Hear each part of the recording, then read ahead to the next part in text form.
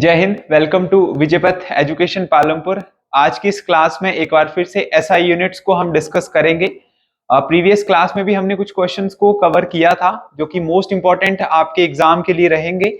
So next class में एक बार फिर से इंपॉर्टेंट क्वेश्चंस की सीरीज आपके लिए रहेगी। पहला क्वेश्चन आपके पास दिया गया है, एक पौंड में कितने ओंस होते हैं? तो ऑप्शन है 16, 18, 12 या फिर 20। एक पौंड जो है वो कितने ओंस के बराबर होता है? तो 16 ओंस के बराबर होता है। आपको यूनिट कन्वर्जन आनी चाहिए।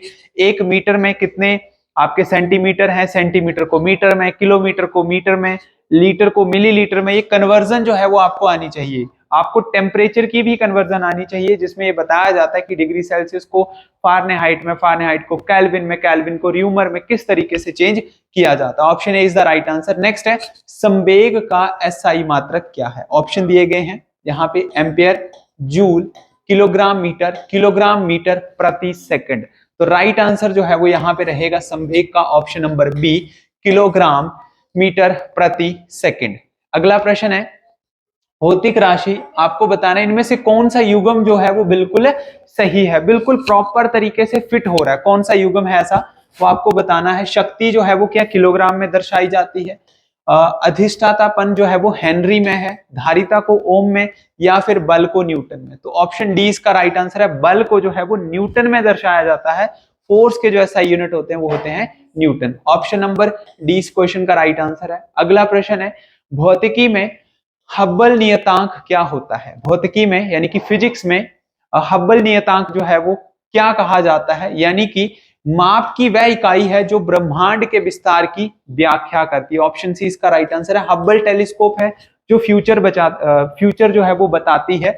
हब्बल टेलीस्कोप का मतलब जो वेदर बताती है, हमें पहले पता चल जाता है, 10 दिन पहले पता चल जाता है कि आने वाले जो नेक्स्ट डे है उसमें बारिश होगी या उसमें तूफान आएगा। तो वो क्या, एक तरीके से हम फ्यूचर बता रहे हैं। तो हब्बल टेलीस्कोप जो है उसको फ्यूचर टेलीस्कोप के नाम से भी जाना जाता है।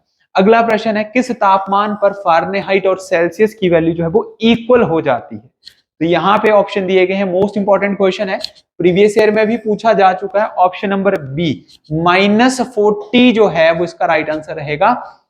इस तापमान के ऊपर आके सेल्सियस और फारेनहाइट दोनों की वैल्यू जो है वो इक्वल हो जाती है, दोनों -40 के ऊपर आके सेम हो जाते हैं। अगला प्रश्न है, लंबाई की अंतरराष्ट्रीय प्रणाली की इकाई क्या है? आपके पास ऑप्शन दिए गए हैं यहाँ पे। सबसे पहला है यहाँ पे मीटर, मीटर के बाद सेंटीमीटर, फिर है मिलीमीटर और उसके बाद है किलोमीटर। तो लंबाई की अंतरराष्ट्रीय इकाई जो है वो यहाँ पे आपको बतानी है क्या है, अंतरराष्ट्रीय प्रणाली की इकाई क्या है।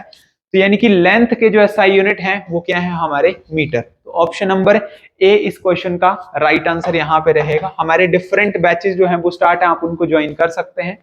एक लेंस की शक्ति जो है वो -2.0 डी है। तो डी का अर्थ क्या है? तो पावर ऑफ लेंस में डी का मतलब क्या होता है, डायोप्टर। लेंस के जो यूनिट होते हैं, पावर ऑफ लेंस के जो यूनिट होते हैं वो हम किस में दर्शाते हैं, डायोप्टर में दर्शाते हैं। ऑप्शन सी इस क्वेश्चन का राइट आंसर रहेगा।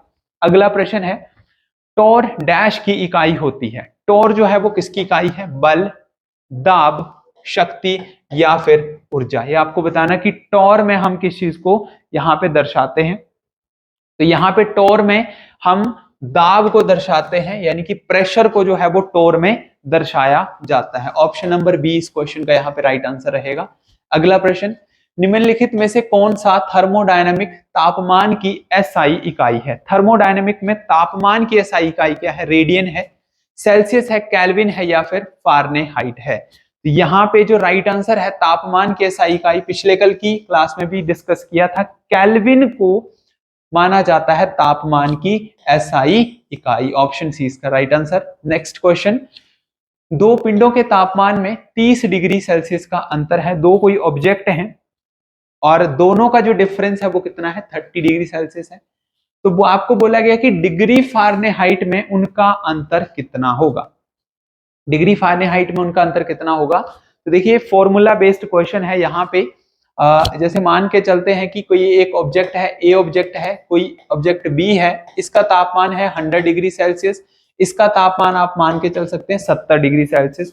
तो दोनों का जो डिफरेंस है वो कितने का हुआ, 30 डिग्री सेल्सियस का। तो आपको यहाँ पे पहले सेल्सियस को चेंज करना पड़ेगा किसमें, फारेनहाइट में, ए वाले को भी बी वाले को भी, फिर दोनों का आप क्या करेंगे, डिफरेंस निकालेंगे। तो उसके लिए लगाना पड़ेगा आपको फॉर्मूला। तो फॉर्मूला आप लिख सकते हैं, क्या फॉर्मूला है, कंप्लीट फॉर्मूला आपको बता रहा हूं, C/5 is equal to F-32/9 is equal to K-273/5 is equal to R/4।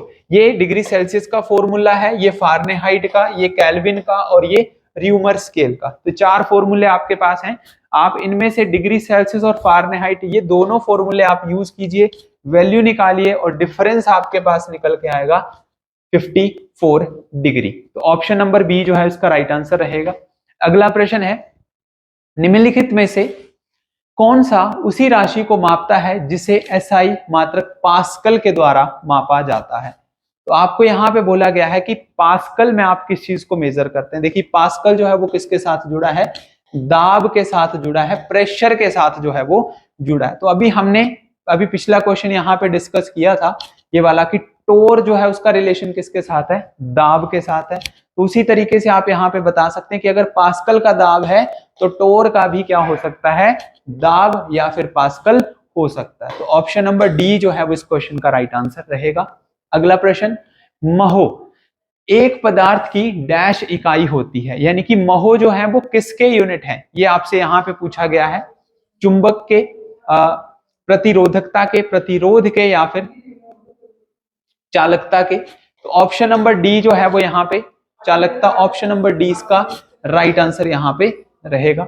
अगला प्रश्न है, एक कैलोरी ऊष्मा जो है, कैलोरी जो है वो उसको ऊष्मा में मेजर किया जाता है, इनकी हीट को, एनर्जी को हम कैलोरी में मेजर करते हैं, जूल में भी मेजर कर सकते हैं। 1 कैलोरी ऊष्मा ऊर्जा लगभग कितने जूल के बराबर होती है। आपको ये बोला गया कि 1 कैलोरी जो है वो कितने जूल के बराबर होगी। ये जो एनर्जी है जब अगर हम उसको कन्वर्ट करते हैं तो किसके इक्वल ये आता है, ये आपको यहाँ पे बताना है। तो यहाँ पे जो 1 कैलोरी है वो 4.2 जूल के इक्वल है। ऑप्शन नंबर यहाँ पे सी जो है वो इसका राइट आंसर रहेगा। अगला प्रश्न है, 30 डिग्री सेल्सियस जो है वो कितने केल्विन के इक्वल होता है। तो यहाँ पे आप फॉर्मूला लगा सकते हैं जो मैंने आपको बताया था, सेल्सियस को कन्वर्ट करना है आपने किसमें, केल्विन में। तो देखिए फॉर्मूला क्या था, वो फॉर्मूला था आपके पास C/5 is equal to, Celsius का फॉर्मूला ले लिया, अगला था फारेनहाइट तो उसको नहीं लेना, केल्विन को लेना आपने, K-273/5। यहाँ पे सेल्सियस की वैल्यू आपके पास दी गई है 30, तो सेल्सियस की जगह आप कितने भर देंगे, 30 भर देंगे। 5 से 5 आपका कट जाएगा, 273 जब इस तरफ आएगा तो माइनस से हो जाएगा प्लस का, और K की वैल्यू जो है वो आपके पास यहाँ पे हो जाएगी 303। तो डिग्री सेल्सियस में 30 जो है वो आपका 303 केल्विन के इक्वल होता है। ऑप्शन नंबर ए इसका राइट आंसर यहाँ पे रहेगा। अगला प्रश्न है, डायोप्टर को आप निम्न में से किसके साथ जोड़ेंगे। देखिए डायोप्टर जो है वो किसके यूनिट है, वो है पावर ऑफ लेंस के यूनिट है। तो आपको बताना है यहाँ पे कि किस टर्म के साथ जो है हम उसको रिलेट कर सकते हैं। तो उसको रिलेट किया जाता है ऑप्शन नंबर बी के साथ, ऑप्थमोलॉजी। ऑप्शन बी जो है वो इसका यहाँ पे राइट आंसर रहेगा। अगला प्रश्न, इलेक्ट्रॉन वोल्ट किसकी इकाई है। इलेक्ट्रॉन वोल्ट जो है वो किसकी इकाई है, ऊर्जा की, शक्ति की, वर्तमान की या फिर संभावित अंतर है, यानी कि इलेक्ट्रॉन वोल्ट है क्या, ये आपको यहाँ पे बताना है। तो इलेक्ट्रॉन वोल्ट जो है उसमें हम क्या मेजर करते हैं, एनर्जी को मेजर करते हैं, ऊर्जा को हम उसमें मेजर करते हैं। Option B is the right answer. Next है, निम्न में से किसमें रैखिक गति के समान आयाम होते हैं, आवेग के, तनाव के या काम के यानी कि वर्क के या फिर ऊर्जा के। ऐसी कौन सी वैल्यू है जिसमें रैखिक गति के जो है वो इक्वल डायमेंशन जो है वो निकल के आते हैं। डायमेंशन फॉर्मूले पिछले कल की क्लास में हमने पढ़े थे। तो यहाँ पे राइट आंसर क्या रहेगा, आवेग। ऑप्शन नंबर ए इसका राइट आंसर। अगला प्रश्न है, 1 मीटर में कितने माइक्रोमीटर होते हैं।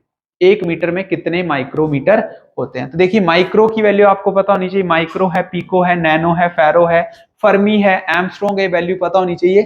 ये वैल्यू होती है 10 की पावर 6। तो 6 जीरो आपको चेक करनी है, 2, 2 4 और 2 6। तो ऑप्शन नंबर सी जो है वो इसका राइट आंसर यहाँ पे रहेगा। माइक्रो की वैल्यू कितनी होती है, 10 raised to power 6। अगला प्रश्न, वेबर प्रति सेकंड में किसके बराबर होता है? वेबर जो है वो प्रति सेकंड में किसके बराबर है? तो कूलम, ओम, एम्पियर या फिर वोल्ट। तो यहाँ पे वेबर जो है, वेबर पर सेकंड जो है वो उसका राइट आंसर क्या रहेगा? वोल्ट। ऑप्शन नंबर ए जो है वो इस क्वेश्चन का बिल्कुल सही आंसर है। अगला क्वेश्चन है, किसी पदार्थ की मात्रा को मापने के लिए निम्नलिखित में से आप किस इकाई का उपयोग करते हैं? तो ये हमारे 7 फंडामेंटल यूनिट्स में काउंट किया जाता है। पदार्थ की मात्रा को हम मेजर करते हैं किसमें? मोल में। ऑप्शन 20 का सही उत्तर है। नेक्स्ट है coulomb per second. Coulomb per second जो है वो किसके इक्वल है? ये आपको यहाँ पे बताना है। कूलम प्रति सेकंड जो है वो किसके इक्वल है? तो यहाँ पे ऑप्शन दिए गए आपके ओम, एम्पियर, वोल्ट या फिर जूल। तो यहाँ पे राइट आंसर इसका क्या रहेगा? Ampere. Ampere option number B जो है वो इसका राइट आंसर है। अगला प्रश्न है, एसआई उपसर्गों के संदर्भ में 10 की पावर 15 को क्या कहा जाता है? -15 की बात कर रहे हैं। जैसे नैनो जो है वो आपका क्या होता है? नैनो 10 की पावर -9 होता है। अभी माइक्रो हमने डिस्कस किया। उसी तरीके से 10 की पावर -15 को हम क्या कहते हैं? तो फेमटो। 10 की पावर -15 को कहा जाता है फेमटो। 10 की पावर -9 को हम क्या बोलते हैं? नैनो हम कहते हैं। उसके बाद अगला है, आपको बताना है कि इन सब ऑप्शन में से कौन सी ऑप्शन जो है वो सबसे बड़ी है, जिसकी वैल्यू सबसे ज्यादा है। किसकी वैल्यू जो है वो सबसे ज्यादा है यहाँ पे? तो राइट आंसर इसका क्या रहेगा? वो रहेगा 13। ऑप्शन नंबर सी जो है वो इसका यहाँ पे राइट आंसर रहेगा। अगला प्रश्न है, प्रकाश की तरंग दैर्घ्य मापने की इकाई क्या है? प्रकाश की जो तरंग दैर्घ्य है उसको हम किसमें मेजर करते हैं? फेराडे में, कैंडेला में, डाइन में या फिर एमस्ट्रॉन्ग में? तो राइट आंसर इसका क्या रहेगा? एमस्ट्रॉन्ग रहेगा। Option number D. प्रकाश की तरंग दैर्घ्य को एमस्ट्रॉन्ग में, यानी कि वेवलेंथ को एमस्ट्रॉन्ग में मेजर किया जाता है, और वेवलेंथ एमस्ट्रॉन्ग जो है वो उसकी वैल्यू कितनी होती है? 10⁻⁻10 मीटर। अगला प्रश्न है, अत्यधिक उच्च तापमान मापने के लिए किस उपकरण का उपयोग किया जाता है? अगर हाई टेम्परेचर को मेजर करना है तो हम किसको उपयोग करेंगे? तो हमारा उपयोग जो है वो किसका आता है? पायरोमीटर का। सन के टेम्परेचर को मेजर करना है, अबाउट 600 डिग्री सेल्सियस जो है अगर मेजर करना, तो पायरोमीटर का उपयोग जो है वो किया जाता है। अगला प्रश्न है, मापन इकाइयों की सीजीएस प्रणाली की निम्नलिखित में से क्या परिभाषा है? यानी कि सीजीएस की फुल फॉर्म क्या होती है? जैसे जिस तरीके से एफपीएस है, एमकेएस है, सीजीएस है, एसआई यूनिट है, तो उनमें से सीजीएस की फुल फॉर्म क्या होती है? तो वो है सेंटीमीटर, ग्राम और सेकंड। ऑप्शन नंबर डी इसका राइट आंसर है। अगला प्रश्न है नेक्स्ट, समय की एसआई इकाई क्या है? समय की एसआई क्या है? बिल्कुल आसान सा क्वेश्चन है। समय की एसआई इकाई आपको बतानी है। क्या इसका राइट आंसर यहाँ पे जो है वो आएगा?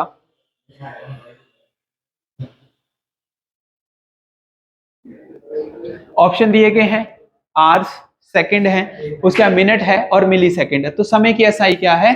सेकंड है। ऑप्शन नंबर 20 का सही उत्तर। अगला, सही कथन आपको पहचानना है। कौन सा कथन जो है वो बिल्कुल सही है? जूल शक्ति का मात्रक है। तो शक्ति यानी कि पावर, पावर के यूनिट क्या जूल होते हैं? नहीं, ये तो आपका गलत है। न्यूटन शक्ति का मात्रक है? नहीं, ये भी आपका ऑप्शन गलत है। शक्ति के यूनिट जो है, पावर के यूनिट जो होते हैं वो वोट होते हैं। ठीक है जी। न्यूटन जो है वो बल का मात्रक है। हाँ, तो फोर्स के यूनिट जो है वो क्या होते हैं? वो होते हैं न्यूटन। तो ऑप्शन नंबर सी जो है यहाँ पे बिल्कुल सही आंसर जो है वो रहेगा। तो शक्ति के यूनिट आप लिख सकते हैं, पावर के यूनिट जो है वो क्या होते हैं? पावर के यूनिट होते हैं वोट। उसके साथ बल के यूनिट हैं आपके न्यूटन, और जूल जो है वो किसके यूनिट होते हैं? एनर्जी के। ये आप यहाँ पे लिख सकते हैं। अगला प्रश्न है, मैचिंग है, क्योंकि जितने अब हमारे एग्जाम हो रहे हैं उसमें इस तरीके के क्वेश्चन भी पूछे जा रहे हैं। चाहे आप हिमाचल के एग्जाम की तैयारी कर रहे हैं या फिर अगर आपका कोई भी सीबीटी का अगर एग्जाम है, चाहे आर्मी का एग्जाम है, डिफरेंट कोई एग्जाम है एसएससी के, तो उनमें या रेलवे का एग्जाम है, उनमें इस तरीके के क्वेश्चन जो है वो लगातार पूछे जा रहे हैं। तो ये क्वेश्चन उसी के अकॉर्डिंग जो है वो आपके लिए एड ऑन किया गया है। आपको मैच करना है कि कौन सा ऑप्शन जो है वो इसके साथ बिल्कुल प्रॉपर तरीके से फिट होता है। विद्युत धारा जो है वो किसके साथ जुड़ी, यानी कि करंट, करंट का रिलेशन किसके साथ है? एम्पियर के साथ। तो पहले का तो डायरेक्ट आ गया फोर्थ, तो आप यहाँ पे डायरेक्ट चेक कर सकते हैं फर्स्ट का फोर्थ जो है वो यहाँ पे है, तो आपको ज्यादा फिर ऑप्शन चेक करने की नीड नहीं है। बाकी आप चेक कर सकते हैं। सेकंड का जो है वो 3 है, यानी कि विभवांतर, पोटेंशियल डिफरेंस को वोल्ट में मेजर किया जाता है। थर्ड का है 2, धारिता को जो है वो फेराड में, और लास्ट का क्या रहेगा, हेनरी। तो ऑप्शन नंबर सी इसका राइट आंसर। अगला प्रश्न है, यहाँ पे आपको बताया गया मौसम संबंधी एक उपकरण है जिसका उपयोग किसके लिए होता है, जो एक ट्यूब के साथ जुड़ा होता है। और देखिए सिंपल सा क्वेश्चन, वर्षा के मापने के लिए उपयोग किया जाता है। बाकी स्टेटमेंट में काफी डिटेल में बताया, लास्ट में पूछा कि वर्षा को किससे मेजर किया जाता है, तो ये पिछले कल भी मैंने आपको यहाँ पे बताया था, रेन गोज जो है, वर्षा गेज इसको हम बोलते हैं। ऑप्शन सी इसका सही उत्तर। अगला प्रश्न है, जिन बिंदुओं के बीच विभवांतर को मापा जाता है, वोल्टेज उन बिंदुओं के साथ कैसे जुड़ा है, यानी कि वोल्टेज जो है वो कैसे जुड़ा है, तो केंद्रित वृत्तों के साथ जो है वो जुड़ा हुआ, सकेंद्रित वृत्तों में उसको जो है वो कनेक्ट किया जाता है। Option C is the right answer. और लास्ट क्वेश्चन आज की इस क्लास का, एक विद्युत परिपथ में दो बिंदुओं के बीच विद्युत संभावित अंतर को मापने के लिए उपयोग किए जाने वाला उपकरण क्या है। यानी कि इनडायरेक्ट वे में आपसे पूछा कि हाँ जी बताइए पोटेंशियल डिफरेंस को किसमें मेजर करते हैं, तो पोटेंशियल डिफरेंस को मेजर किया जाता है किसमें जी, वोल्ट मीटर में। और पोटेंशियल डिफरेंस के यूनिट क्या होते हैं, वो होते हैं वोल्ट। सो ये आज की क्लास के हमारे कुछ इंपॉर्टेंट क्वेश्चन थे।